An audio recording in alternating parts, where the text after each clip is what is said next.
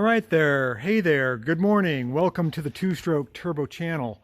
Welcome to all kinds of fun stuff. Welcome to my cluttered shop.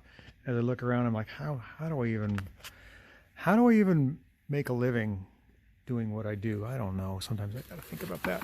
And when I think about that, I gotta turn my light on here and oh, there we go. Pet my shop dog Stella, who's comfortably snoozing in one of the project cars in the Sparco race seat that I had to cover so we don't get her dog hair and drool on that when she's sleeping. She's a good puppy. She's been with me almost 8 years now. It's hard to believe. What are we doing today? We are working on, well, at least we have our own personal rig on the lift. This is what I have dubbed my micro mystery van. I picked this van up, about the same age as Stella, 7 or 8 years ago. It passed through a few different hands, ended up on Craigslist. It is a cast-off from Bonneville Power Administration's maintenance program.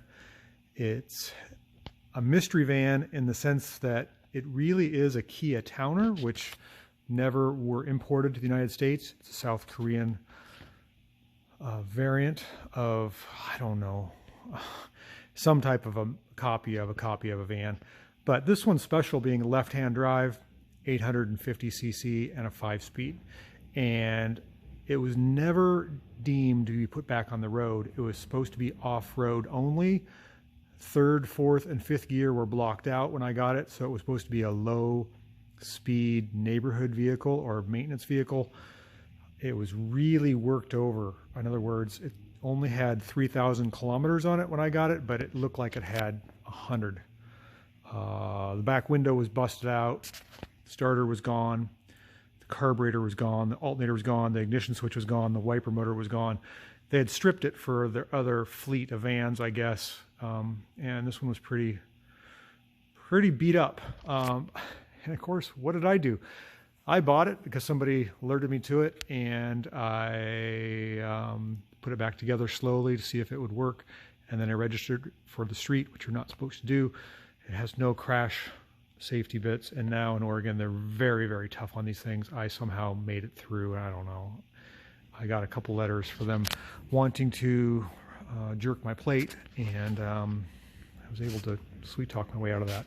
And on top of that, I never thought I would like the van. I thought it would be just kind of a novelty.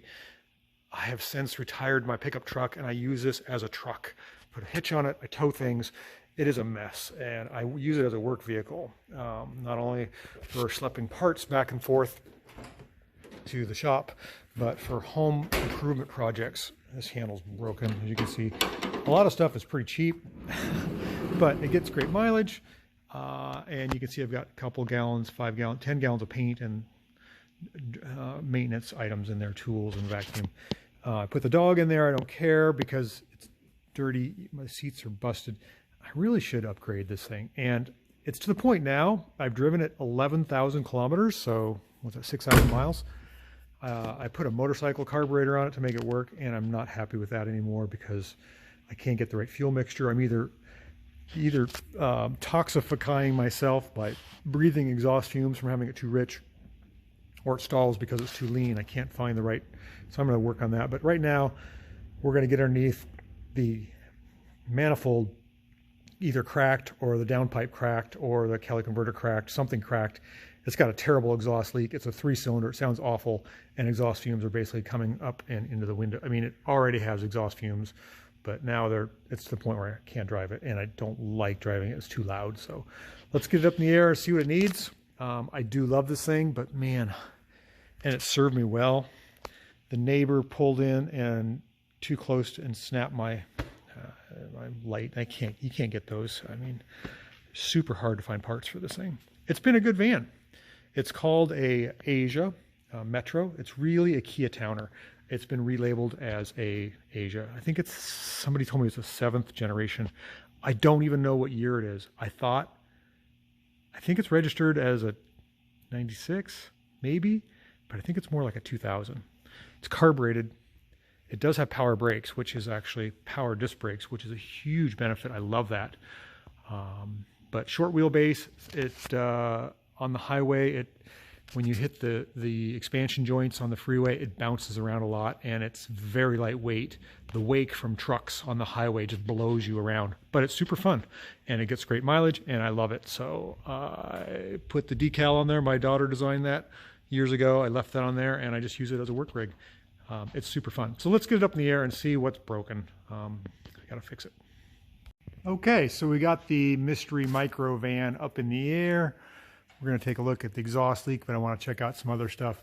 These things have a central pivot for basically a pitman arm, and I need to grease that because those bushings commonly go out, so I need to grease that before I get it down. The engine is tilted on its side here. It looks fine. I might do an oil change. Check the brake pads. They look all right. Solid rotor disc brakes. These brakes are fantastic, by the way. I love these brakes. It's got the original tires on it, which they seem to be fine. They're 12-inch. Are they 12? Yeah, they're 12-inch. And then I put white walls on them. Let's take a look at the exhaust. That's what we brought it here for. Oh, there's our problem right there. Look at that big old crack.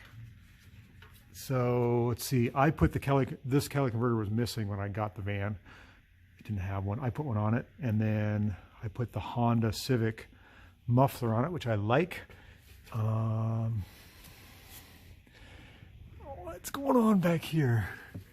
I think our tailpipe is leaking a little bit, and it's leaking here. It's kind of a hodgepodge. It's rubbing up against the spare tire. Well, I think I can fix that. If I don't blow through, I can re-weld this and it'll sound a lot better. Maybe I can put a patch over that. What should I do? Okay, as you can see, Stella is supervising me from up on the mezzanine as we work on our micro mystery van down here on the peasant floor. And let's see, I was telling you about my engine. It's a 3-cylinder 853cc engine. It vibrates a little bit. I'm pretty sure the core of my catalytic converter is bad. And you may say, well, Mark, why do you even need a catalytic converter? And I'm like, I'm around this thing a lot, and I just don't like, I'm hypersensitive to exhaust fumes because I've been doing this for 45 years.